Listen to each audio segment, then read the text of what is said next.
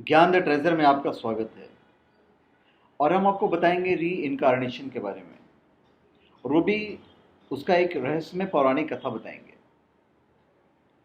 आपको जो बताने जा रहा हूँ वो एक हिंदू कथा है, और यह कथा जिन पात्रों के इर्द गिर्द घूमती है, जाहिर तौर पर आप उनके किसी न किसी जन्म के बारे में जानते हो।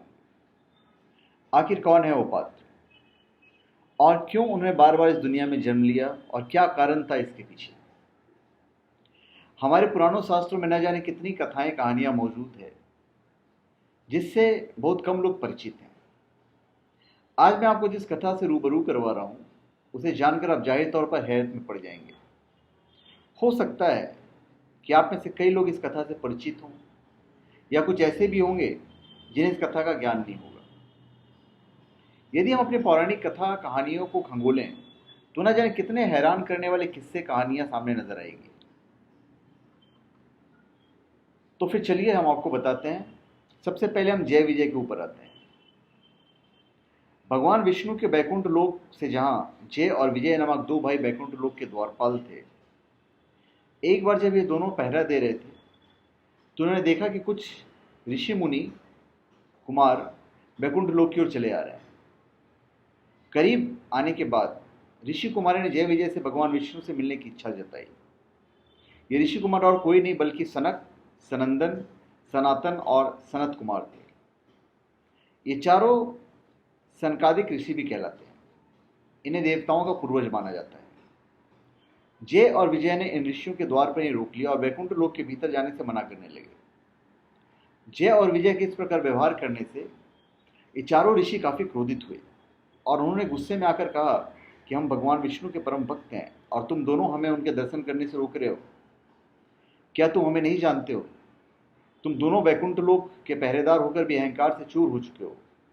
इसी कारण तुमने दुस्साहस किया और हमें प्रभु के दर्शन करने से रोका। तुम दोनों ने जो पाप किया है उसकी सजा यही है कि तुम दोनों पाप योनि में जाओ और अपने पाप का फल भुगतो।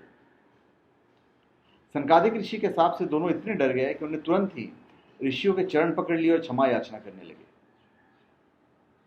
जब भगवान विष्णु को इस बारे में पता चला तो अपनी पत्नी लक्ष्मी के साथ स्वयं द्वार पर आया और कहा कि हे ऋषिवरों, जय और विजय मेरे पार्षद हैं। इन दोनों ने अहंकारवश आपका अपमान करके अपराध किया है। इन्होंने आपकी अवज्ञा नहीं बल्कि स्वयं मेरी अवज्ञा की है, और इसकी सजा इनको मिलनी ही चाहिए थी। आप लोगों ने इन दोनों अहंकारियों को शाप देकर बहुत अच्छा कार्य किया है। भगवान विष्णु के इस विनम्र वाणी को सुनकर ऋषि कुमारों को बेहद दुख हुआ और उन्हें दोनों को अपने साप से मुक्त करने की बात की। लेकिन भगवान विष्णु ने कहा, हे मुनिवरों, मैं ब्राह्मणों के वचन को असत्य नहीं करना चाहता, क्योंकि इसे धर्म का उल्लंघन होता है। आपने जो इन दोनों को शाप दिया है यह मेरी ही लीला थी। ये दोनों अवश्य ही इस दंड के भागी हैं। ये दैत्य योनि को प्राप्त करेंगे और मेरे द्वारा इनका संहार होगा। इसके बाद ये पुनः इस धाम में वापस आ जाएंगे।